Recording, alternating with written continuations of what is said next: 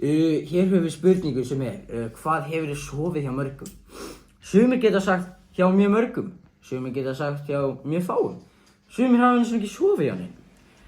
En nei, það á ekki að skipta þér neinu máli. Þetta á bara ekki að skipta þér neinu máli út af þetta persónuleg spurning. En hvað geturðu haft í för með sér að stunda kynlíf með mörgum manneskjum? Auðvitað, þið vitið það nú.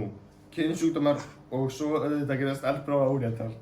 Hvað getur þú gert til að koma í veg fyrir kynsjúkdóma? Nota smokkinn þegar þú hefur kynmök við þá sem þú þekkir lítið. What the fuck? Eða þá sem þú telur hafa mök við marga.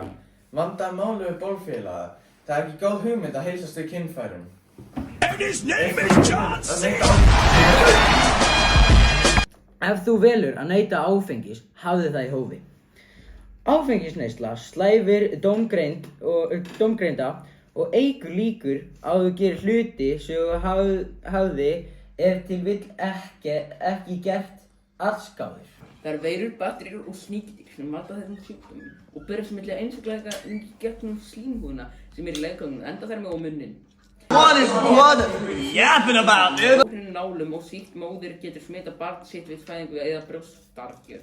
Getur smitað ekki af klósettum, svindlum, kossum eða faðmum.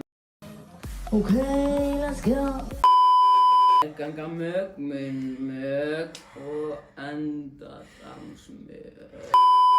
Loksins búið. Nei. Ekki, þeir...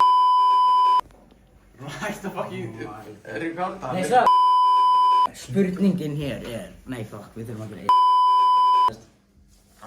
Æ, fuck!